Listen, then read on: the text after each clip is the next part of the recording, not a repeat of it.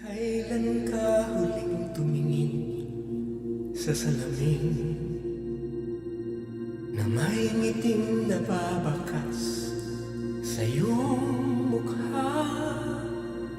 Naalala mo pa bang mga araw na di ka nangangamba para sa iyong pamilya? Kanya-kanya tayo ng pinagdaanan. Ang lahat ay pagod, ang lahat ay takot. Hanggang kailan tayo magtitiis? Magbubulag-bulagan hanggang kailan? Di kaya ito na ang hudyat upang tayo ay kumilos. Lunod na ang ating bayan sa tindi ng mga unos. Bumangon na tayo, bumangon na tayo. Bagong umaga, naharapin bagong pag-asa. Nasa atin ay gigising tayong lahat. Ang siyang makikilabang sa ating pagbangon, sa ating pag-ahon. Bagong umagangan, bagong pag-asa para sa ating bayan o Pilipinas. Handa ka na ba o Pilipinas? Handa ka na ba kay Lenny?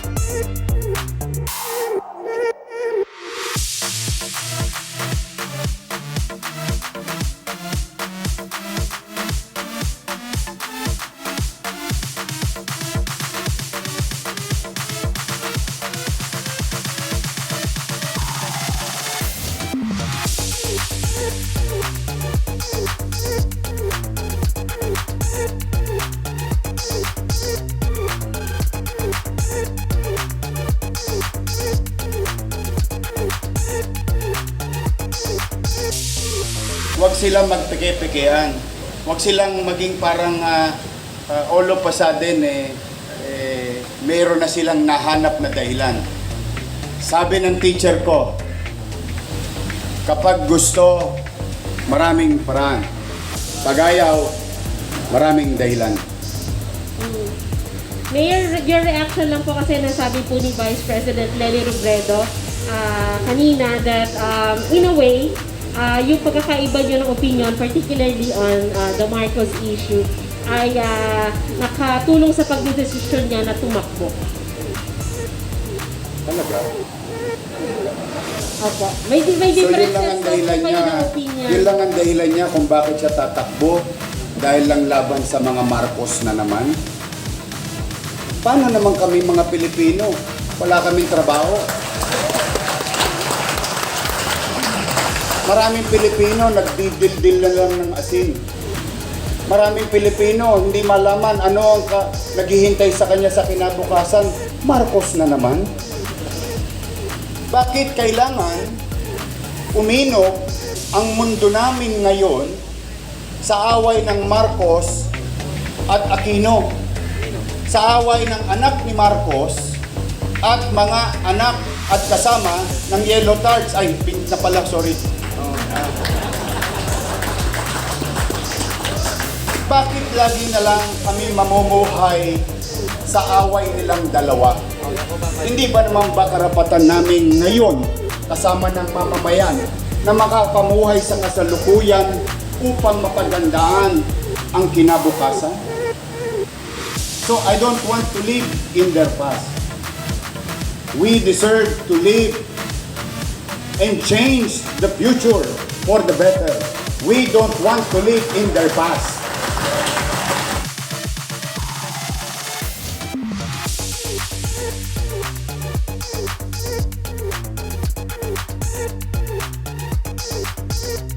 Now, tanungin nyo rin si Bongiorno, magkano na ba ang taripang nabayaran mo sa gobyerno para ma-compute nyo? Magkano naipasok niya? Ibibigay ko sa inyo yung figure of that 67 shiploads na pinasok nila. Magkano ba ang binayaran yung taripa? Magkano ba ang binayaran yung tax? Dahil ang dami yung simentong dinala sa bayan. Now, kung di magtugma yan, by the hundreds of millions, smuggler po kayo, Senator Lacson. Unless sabihin mo sa akin na hindi mo alam ang activity ni Pampilo Lacson Jr.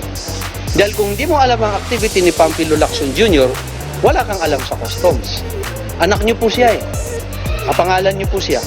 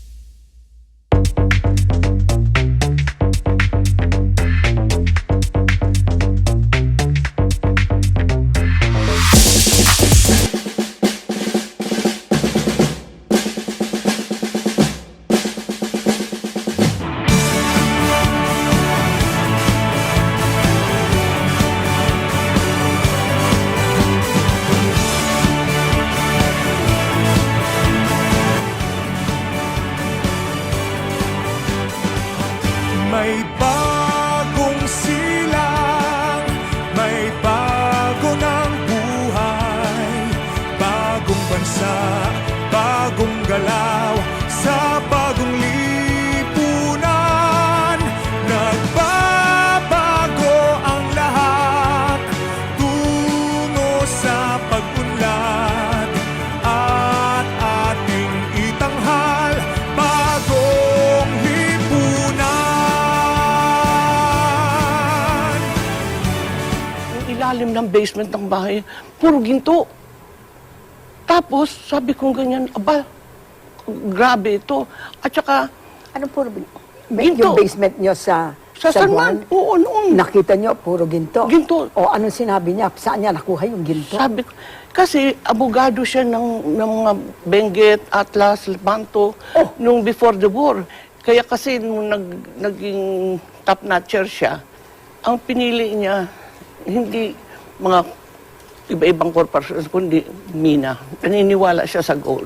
You mean to say he bought the gold with He his bought- earnings? And he trade, and he, Sir. with his earning, and then he traded in gold. Eh, no bakit postponement. hindi nalaman ng sambayanan yan? Tapos- Bakit nung bumalik siya, hindi siya nagsumbong?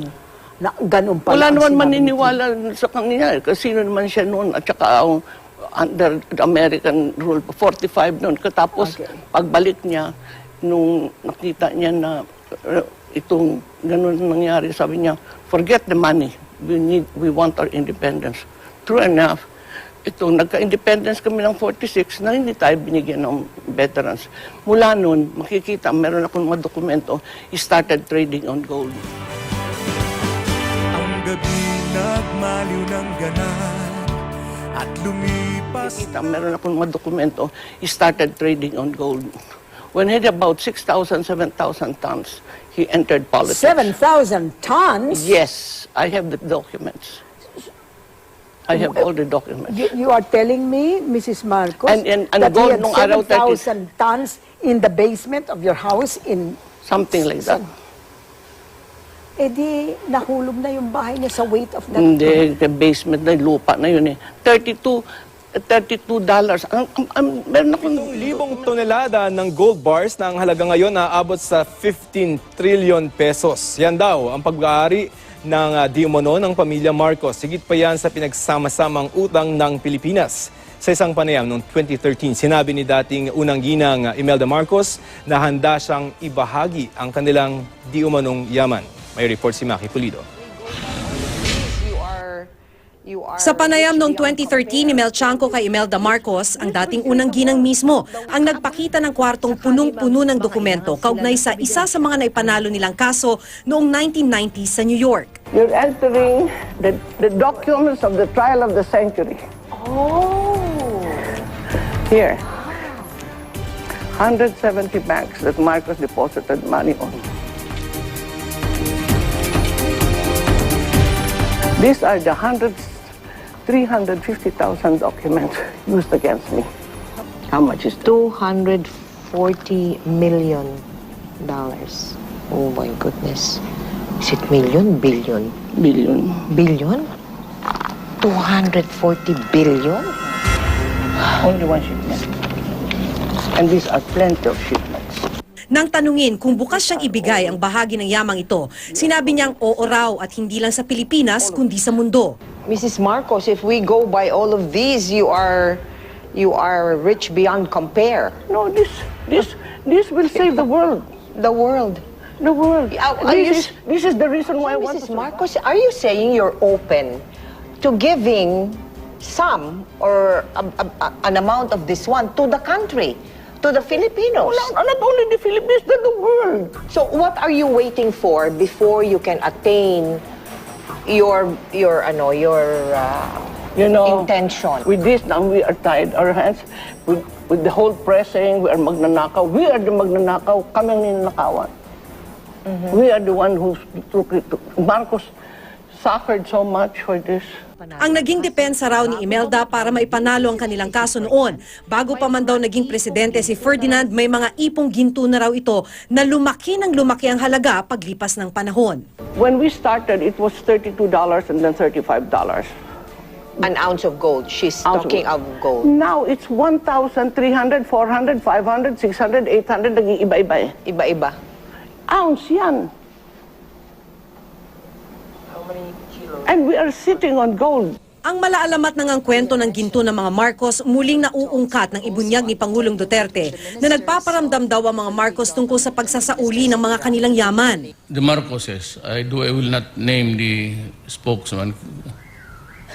Sabi nila na they'll open everything and probably return yung nakita lang. But we are ready to open and bring back, sabi niya, pati yung few gold bars. Madaling araw ay nagdiriwang, may umagang namasdan. Ngumiti na ang pag-asa sa umagang anong ganda. May bagong silang, may bago ng buhay, bagong bansa, bagong galaw, sa bagong lipunan.